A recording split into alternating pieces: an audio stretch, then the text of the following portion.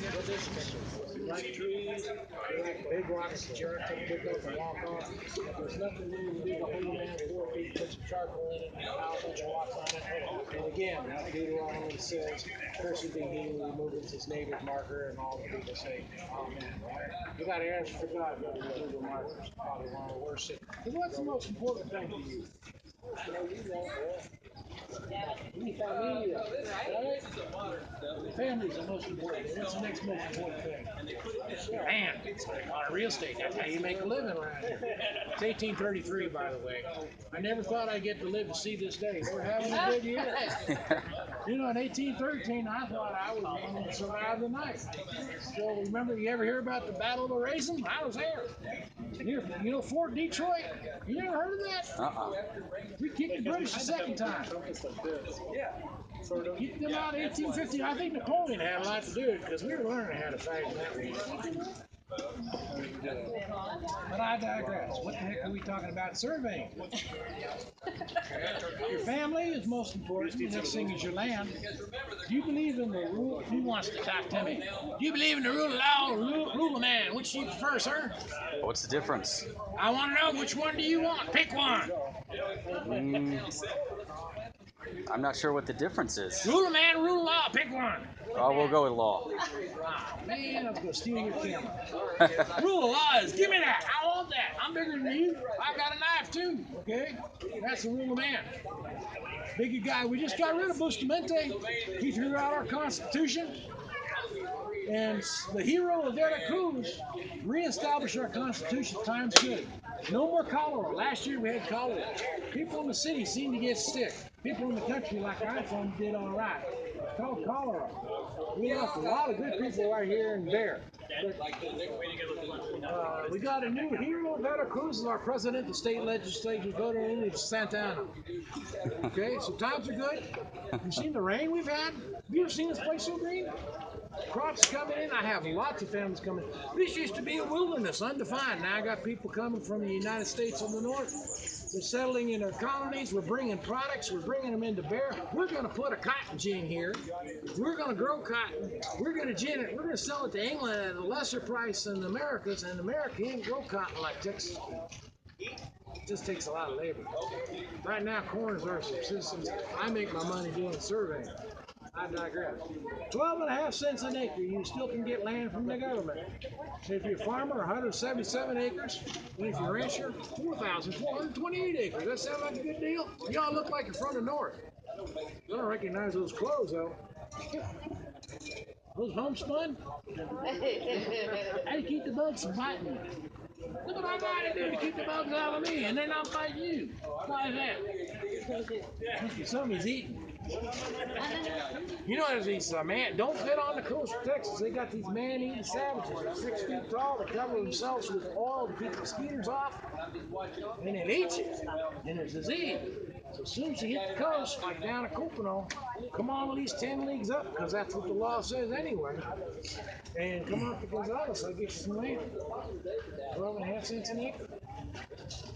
Now, when you draw a picture of a house, you have to do it in dimensions, don't you? If you want to draw a picture of a house this long, this wide, you got to do it all right? You don't draw a picture of your house 1-to-1 where it's the same size of the house, do you? You make it smaller. Well, if you want to, Make it bigger. You make it bigger, it's more accurate, but you can't make it as big as a house because that'd be a lot of paper, wouldn't it? Well, because we want the rule of law, not the rule of the land, you want a piece of paper that says, this is my land. I paid for it. And if you try to take it away from me, You don't need a big if you want, yeah, well, this is a map right here of land over there. And if it's on file in the colony's office, and that's your land, we have a militia, and they'll make sure someone doesn't take your land because you pay good money for it, and that's called the rule of law. To do that, you need a surveyor. And a surveyor, just like when you draw a picture, he knows a direction to draw the line, and he knows the distance. How do you measure distance? Let's say I'd say, how far is it from that post to that post? How are you going to do that? Use a rope. There you go. That right there is almost a bar. Huh? One, Inches?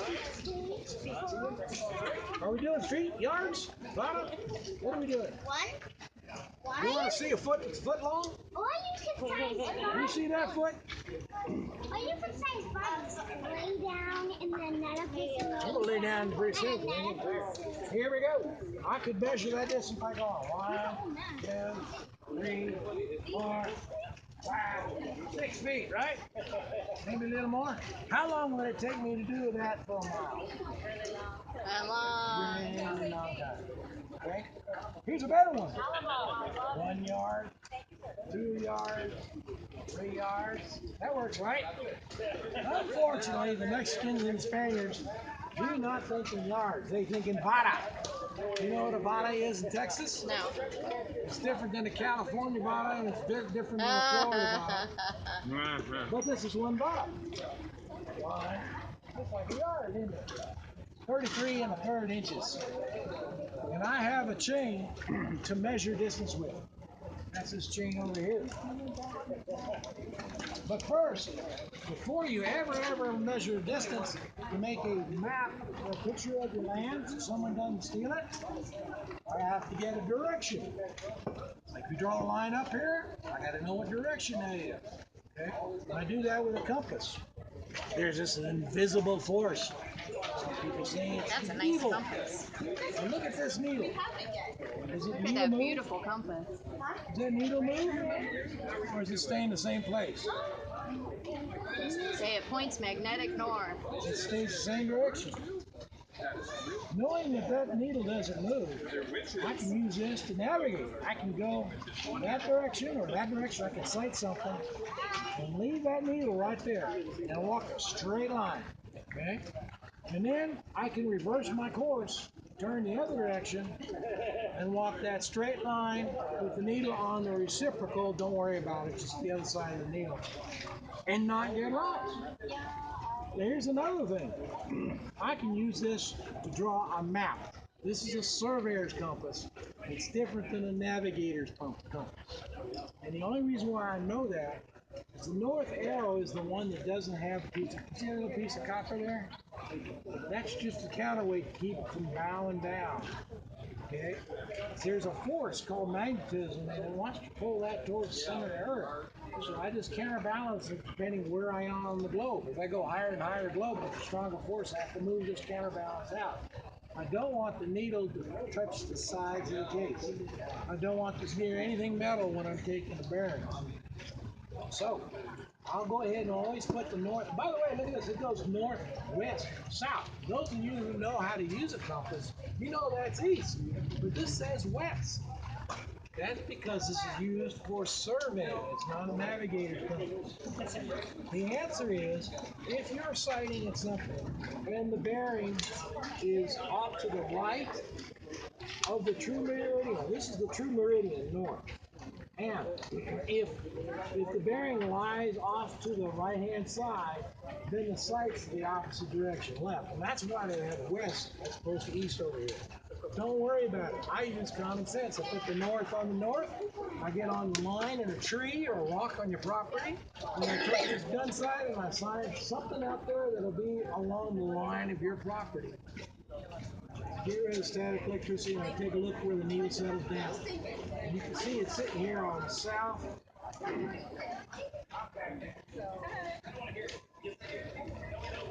It's going south, 55 degrees east. And then when I go over there, I should have a reciprocal.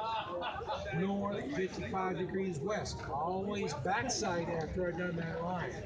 Once I have the directions written on my piece of paper, now we do the distance like we did that with the chain, with the Vada chain.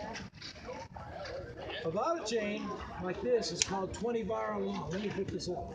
So do your surveys mark latitude and longitude of the property? All I'll do is have a marker, a bearing, and a distance. Out in the So you know how rectangular much system. land you own and you know where you own it, but not the latitude and longitude. No, it's not important. Starting with this tree, the most important tool a surveyor has is a shovel. Because if your marker for your property is buried down under the ground, you find that that's where your property is. It isn't where all this fancy stuff says. It's where the marker is. That's why it's in the Bible. Don't move the marker. This is a barter chain. 5 of these links. This is called a link. 6.66 inches long for you North Americans. Kind of peculiar that they would use that number because it's the devil pulling chain. Okay? This is 55 feet long. We have to use a Spanish Mexican vara. Okay? There are 100 links in here, which is kind of good. Okay? Because when you do mathematics at base 100, you can move your decimal point. Because we like to measure all our large acreage in number of links, and then take it and move it up to acreage if you're interested in acreage. Each one of those has 6.66 inches, and there's 100 links in here. This is a 20 vara chain. So if it's a 20 vara chain and there's 100 links, how many links makes one vara?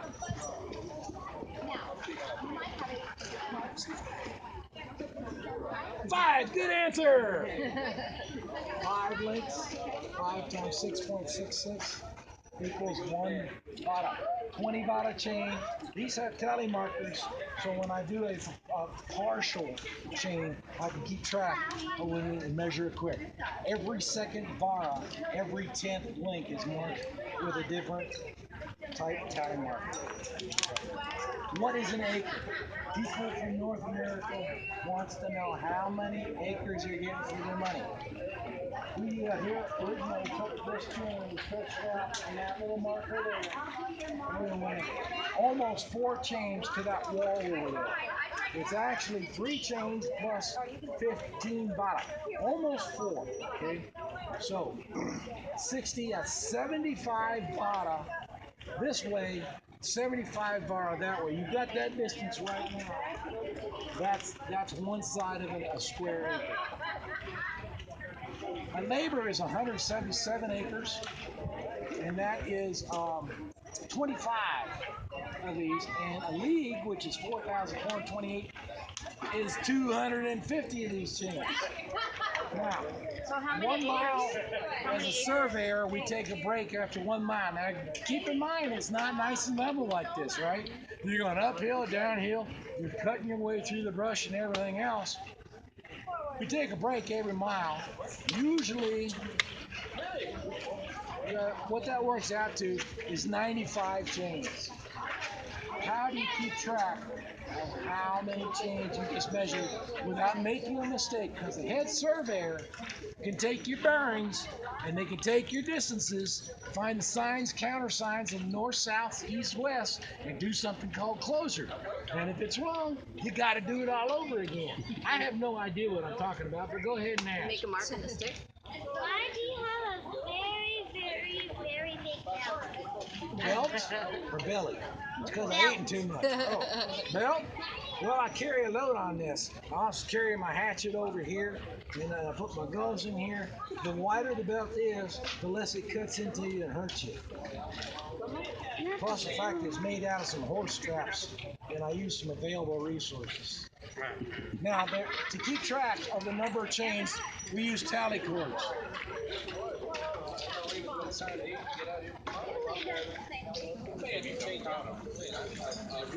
First we use pins. These are pins. There are 11 pins here.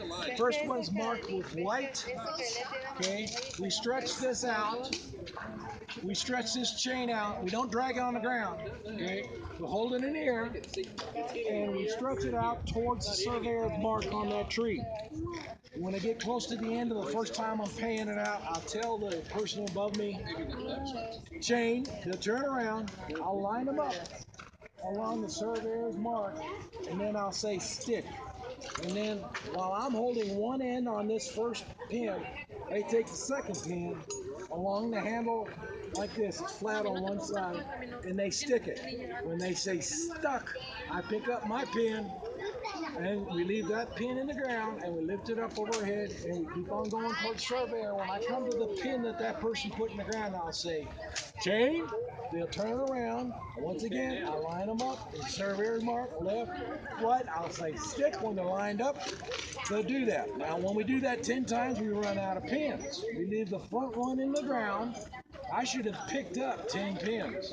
I go forward. He's going to tell me he's out because he says out. I have no idea how many he got. He says out. I go forward to him and I hand him the pins. He counts 1, 2, 3, 4, 5, 6, 7, 8, 9, 10 pins. Once we count 10 pins, we take one of these little leather markers here and we move it from the rest. So that's 10 chains. Once we do 2, 3, 4, 5, 6, 7, 8, 9, plus 5, you got a mile, take a break, write the stuff down in the book, and go again. And I need people like you who are enthusiastic, who want adventure, and don't want to be a farmer and rancher, and I'll give you a device like that, and you can cut the brush out in front, and I'll give you 25 cents a day. Does that sound good? Yeah. Get to meet the savages? Oh, yeah. Oh, they're lots of fun. Just tell you though, don't trade whiskey and firearms with the savages on the same day. Okay. I'm gonna rest my voice for it. Thank you.